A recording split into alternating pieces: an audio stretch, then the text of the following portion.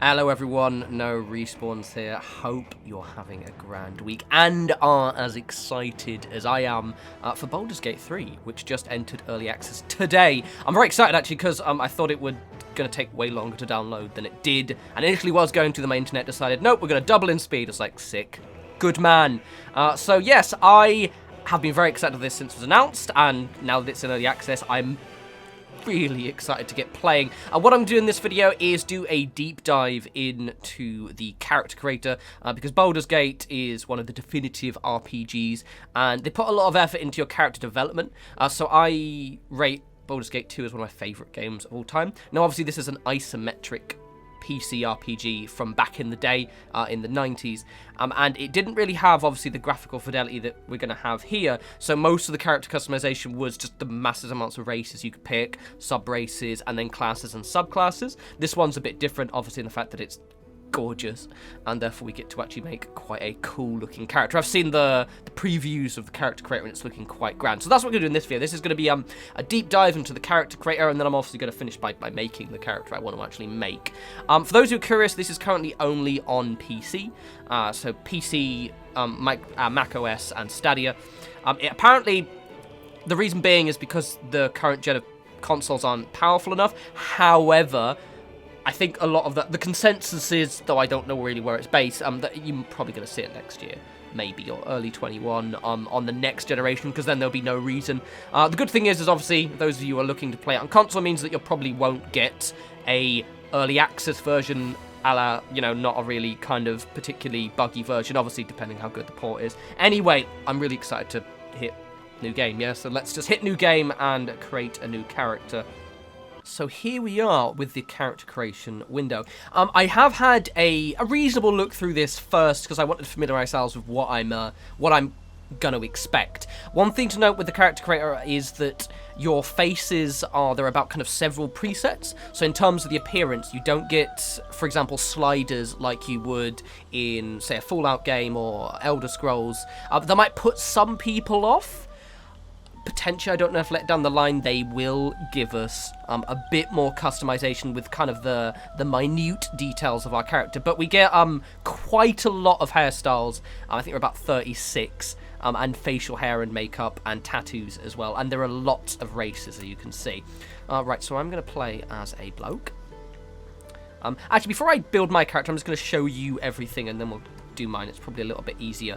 So you get these origins. Now, I've deliberately not done much research in terms of what some of these will entail. From what I can gather, I'm thinking these might just be pre-built characters. But I might be wrong, and they might be more something similar to, say, Dragon Age Origins, so actually changing a little bit more dynamically. The fact that one of them says custom suggests to me that these are just, if you don't want to actually play as a, for whatever reason, build your own character, you just want to jump straight in, you can pre-build some characters. But I remember correctly, I think I did see something like that.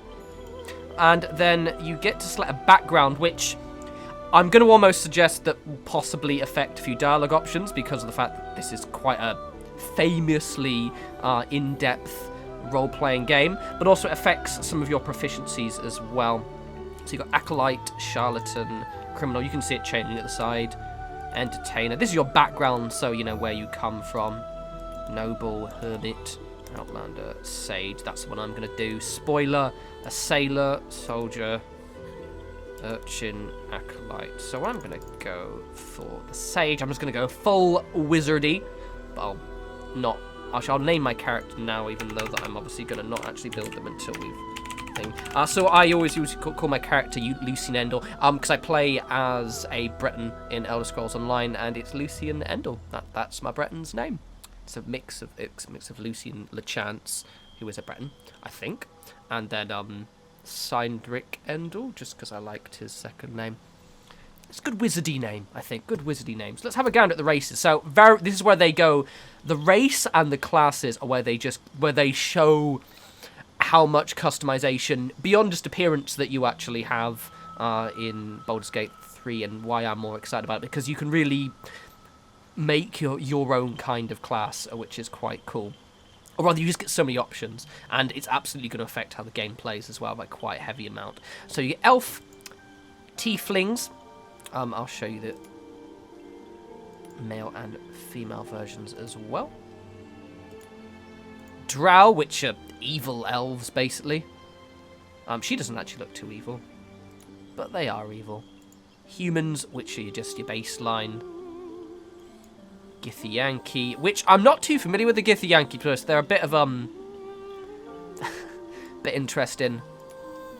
Female Githyanki looks pretty fit, not gonna lie. Not so much with a boy here. Dwarves. Half-elves, which is the class I'm going to play. Spoiler, race rather. And then halflings. Halflings look great. And you may already notice as well, you also get sub-races as well, which is quite cool. So some of them have 3. I think the halflings have 2. High elf. I'll go through those in a sec. Those are the ones I'm going to select. Gold dwarves, shield dwarves. Githyanki doesn't get any sub-races. Peerless warriors from the astral plane. Humans, obviously, you just customize their facial features. There's obviously a huge blurb. I'm not going to read that out. Cantraps. I think they're like... I don't know what a cantrip is. I've completely forgotten. I do like the tieflings quite a lot. They're very, very cool. And then elves, which interesting enough, they put elf and drow as 2 separate races, but then they're one. As you'll see, the half elves are all just one collection of elf sub races.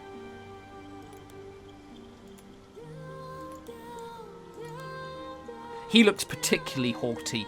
He's a very haughty looking fellow, is the male default high elf. And then what we're going to be doing is we're going to be playing with the drow. Let me just double check something before I want to check the appearance offices. So let's do all of the races quickly, just have a scan through. Because I know, so you get quite a lot of horns. I think the races with hair will have more or less the same options. And then the races with kind of more interesting features like these guys, and I'm going to guess the Githyanki, will have slightly different. Instead, even though you don't get much in the way of face choices, I think you pretty much get 5 I think it's 5 each time. And you can't play with the sliders. They've given you loads of options other place. Oh, these guys can actually have... Oh, so I think the hairstyles, if I'm going to check something, because I checked earlier, they're 35. Okay, so actually some of them, for example, these guys, because they have horns, it's probably going to limit their hairstyles they have available. Look like a melon. Let's do someone a bit more normal, like a dwarf, who obviously will match the humanoid. So 5 heads, and I said I saw 35. Okay, so they're missing a few, but it looks like most people... Yeah, see, I recognise these hairstyles. Cool. Let me just quickly check at the Githyanki. I want to see what customizations they have. Yeah, so I think mostly they seem to have the same level of options. Right, so now let's customize my half-elf then. So I'm going to be a drow half-elf. One thing I did notice is that the characters look a bit young, because there are no sliders for age, which I think I've just come to appreciate in the Elder Scrolls games, because obviously I'm in my 30s now. I want to make them a little bit older looking than this, but it's fine. I can't remember if it's intelligence or wisdom or both for a sage, so I'm just going to put for now in both. Now, one thing when I was playing rather early, I did notice because it's early access, there are going to be a couple of bugs. One of them is when you select a new voice, it auto-plays the female voice. Hells. Something just woke up down here. And some of them don't work. So if I try and play this as a male voice... A tidy slot, but no room. Also, that's what she said. The stone's less worn here. Recently uncovered. Hells. Something just woke up down here. So I think there are 4. Stone's less worn here. Recently uncovered. Hells. Something just woke up down here. I'm going to do this voice just because he sounds a little bit older than the others. And then you get 5. So I think most people will get 5 different faces. So they're a little bit young looking. And there's no age slider, which makes me twitch a little bit. I'm going to be that guy because he's a decent looking lad. Get a lot of skin colours. What I like about these match the race you're playing. So, because obviously this is a half drow, so it's got the more drowy features than it goes over than it goes over the more human. So if you want if you for some weird reason wanted a half drow that didn't look like a drow, you could do it like this. Is it drow or is it dro? I always say drow. In the comments, if you're a bit more familiar with the background, drow or dro, I have no idea. I'm going to do that one. Got a little bit darker skin. I was playing with the eyes earlier and I quite like the idea of having purple eyes. Get a lot of options though. You could, if you wanted to look more like a dark elf from the Elder Scrolls games, but I'm doing purple just because that seems really cool. I'm pretty sure... Oh yeah, Drizzt Do'Urden had purple eyes. That's where I'm kind of thinking about it. So there are quite a lot of hairstyles. There was one back... I'm going to go through the start so you can see all of them, because these will be a lot of these. So you can go bold if you like. So I think there's more or less, that's the one I'm possibly going to go with my hairstyle. There's pretty much quite a massive selection. Everyone's got permanent hair waxing, so nobody's hair is in any way out of... That's the Legolas haircut, if you want to look like Legolas. Yeah, everyone's hair is in perfect positioning and is that kind of right level of bouncy, like they've just come back from a salon.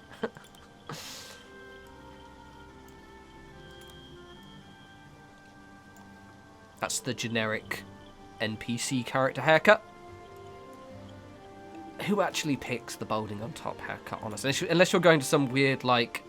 Actually, that's pretty cool. I might do that one. I must admit, I'm a big fan of characters with fades, but I also hate the swishy thing at the side. It annoys me.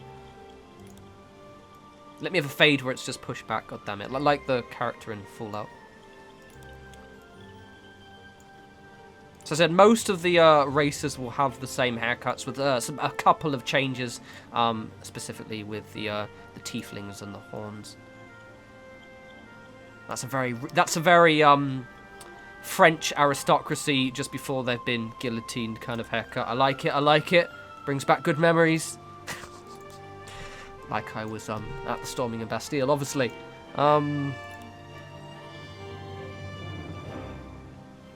The detail on the hair is quite good, I must admit. There's a bit... It's bouncy.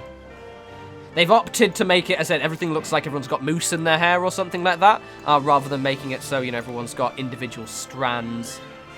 Which I guess probably makes it a little bit easier. I don't like that one, to be honest. These ones look particularly pretentious.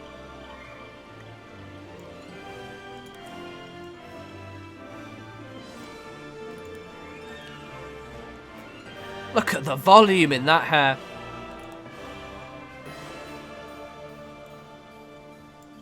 I'm wondering whether these are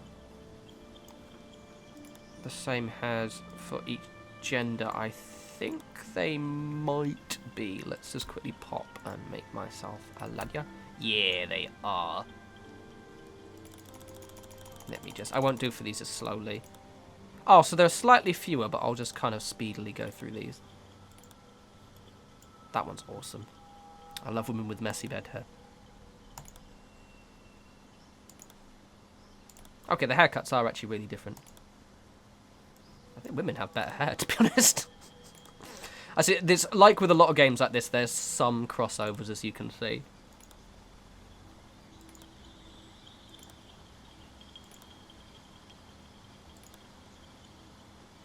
That looks like, that's very Vikings. I like that.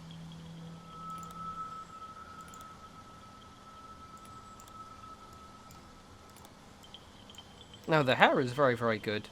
Oh, that's badass. Completely impractical, I imagine, but still.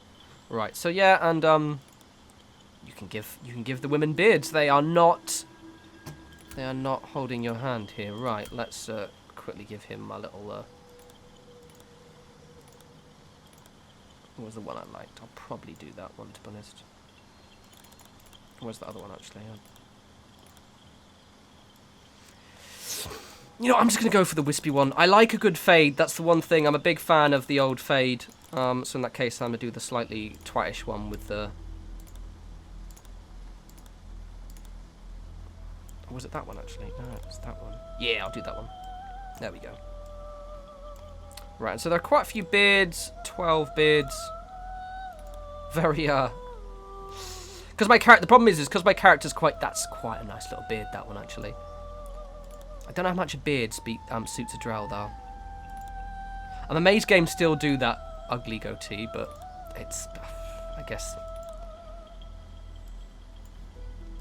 Beards are alright. It's no Skyrim with the beards, let's be honest. But there's a fair selection of beards. I'm probably not going to have a beard, actually. I don't know if they'll suit my character. He's quite young looking, that's the problem. He doesn't have the face of someone who can grow a beard. But obviously you get loads of beard colours if you like. I do like the face tattoos quite a lot. How many do you have? Let's just go. 16 tattoos, nice. Oh, neck tattoos. Incidentally, I really, really wish I could get a neck tattoo. And I work in marketing, so I can probably slightly maybe get away with it, but I'm still not confident enough. Wouldn't get a forehead tattoo, no, but neck tattoos are quite cool. This is IRL I'm talking about.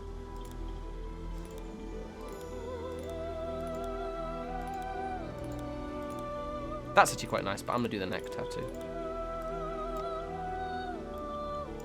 Right, loads of... actually, no, not loads of the things.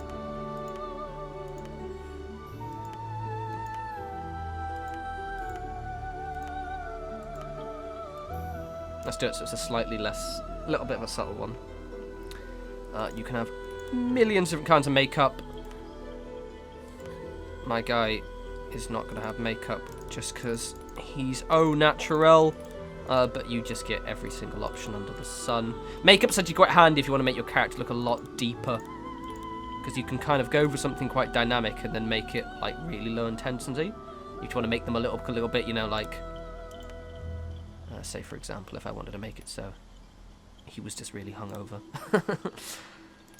Quite a lot of makeup options as well, which I quite like. So now let's get to the exciting stuff, which is the classes. So you get, same with the races, you get main classes, then you get subdomain, subclasses, and then specific quirks relating to that class. It's fucking cool. So we'll just go through all of them all. So you get... This is a cleric, so priests, basically. What domain you focus on. And then you get your details as well. So I can, obviously, because I'm a drow, they probably just defaulted me onto Lolth. And yeah, this will change your detail at the start. It's been a while since I've... Helm was the guy who's, used to play as a paladin back in Baldur's Gate 2, and Helm, if I remember correctly, was the one that my character worshipped. I don't know what the cantrips are. Oh, cantrips. Oh, yeah, so they're spells that you can just... kind of like extra spells, basically. Right, so let's go. Different kind of fight... No fighter subclasses. So that's just a thing. Oh yeah, rangers, you get to actually make your... I remember that. So fighter, let's just have a gander here. So also it changes your... I don't know if this is actually my starting gear or not, but it changes, similar to if you select the class in ESO, it's changing kind of what gear you're looking like you're wearing. So rangers, you get to kind of make a favoured enemy. Rangers are always a good kind of flexible fighter dexterity class. So you get to actually check, give yourself... Basically, you just get to customise your classes, are quite cool.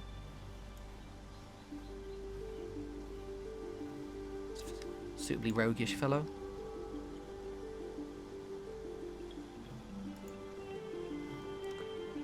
The Warlock I'm either going to be a warlock or a wizard, so I get subclass of the warlocks.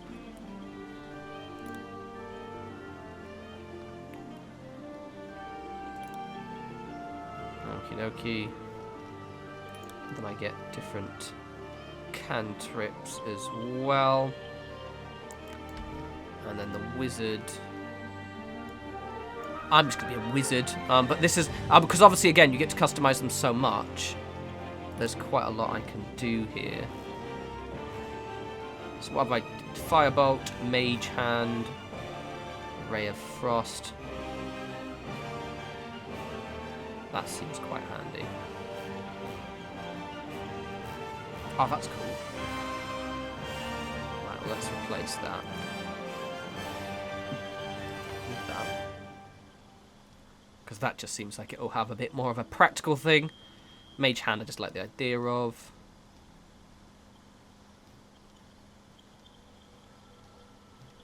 Love a good firebolt, don't we? Prepared spells.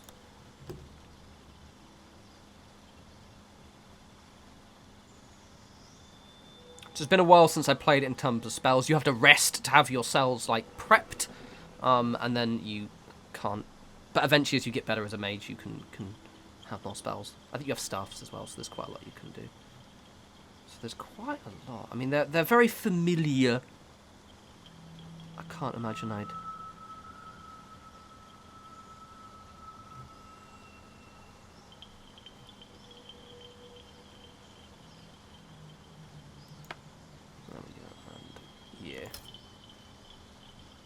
Right, and then you still got skills as well. I'm not even finished yet. So these are all the skills that you get in game. So with proficiency, I'm assuming that has yeah, see, because my proficiencies are Arcana, History, Investigation, Insight, and therefore these are skills that I'll get a bonus for because I'm proficient, as it says here. But then I can also, if I want, oh no, I can't. So I can only pick these ones. Okay, cool. Ah, look, there's so many skill checks. This is where I get into the kind of minute. This is very, very cool. So I think, honestly, I'd probably keep with this. And I'm guessing the higher colour means that they're a little bit higher than those ones. But there are other skills. You can have survival, perception, animal handling, athletics, nature, stealth, sleight of hand, acrobatics, persuasion, performance, which I guess is... Okay, it's like a... And notice there's not any, like, charisma or diplomacy type skill, so I think they've deliberately left that one out. Oh no, persuasion is right there in front of my face. Idiot. So I might not have as many dialogue options as I'd like. That's fine. There we go. So wisdom. Ah, see. 1 second. Let me go back to my origin then. Get out of it, son. I knew it. I knew it. I just in my back of mind, I was like, wait, I don't need wisdom, do I? There we go.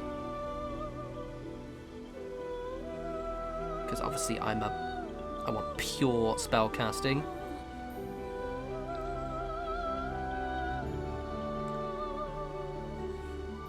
I'll keep my charisma a little bit higher because it'll probably be handy.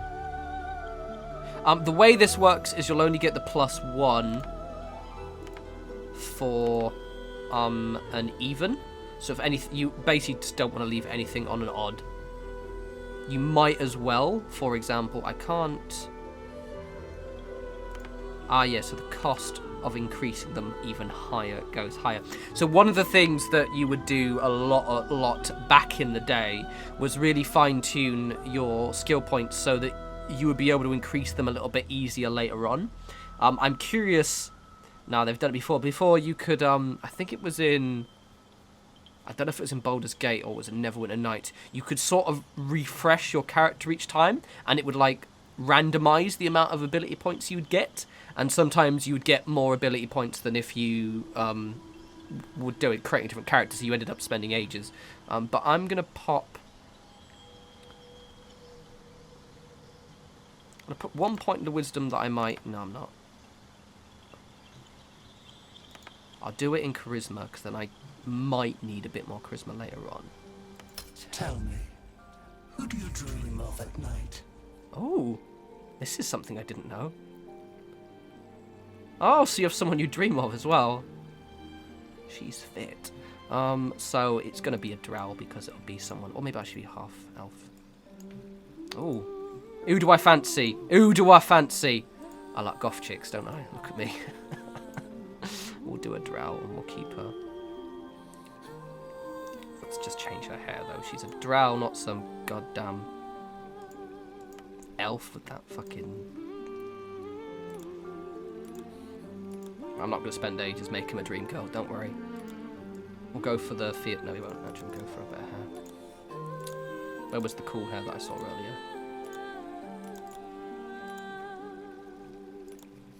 That's pretty badass. There we go. So we're going to dream of this one. Alrighty. So that was... I can't go back. Can I go back? I can't go back to my character. That's a bit annoying. Unless I can. Oh, yes, I can. Good. Right, so yes, here is the character I've made, Lucian Endel, which is a drow half-elf. This is a bit of a longer video than I was expecting, but it was a deep dive into the character creator. I'm gonna venture forth now. Very excited to pick this up and play it, and probably play it all weekend as well. As always, follow me on Twitter at norespawns. We'll have more videos soon. Curious what classes and races you guys are playing, because this is one of... I've been so excited for this, and I'm curious what kind of character you've all leaned into, because as you can see, even though I think the one slight thing is it's a little bit disappointing that we don't have the sliders so I can kind of really fine-tune the features. However, the character defaults do look fine, if a little bit young, so it's not the end of the world. I will obviously be keeping an eye and seeing what developments there are in terms of character creation. Maybe we'll get a bit more customization options later down the line. But until the next video, you guys enjoy the rest of your week. Follow me on the Twitters, and I'll speak to your lovely bunch soon. You take care.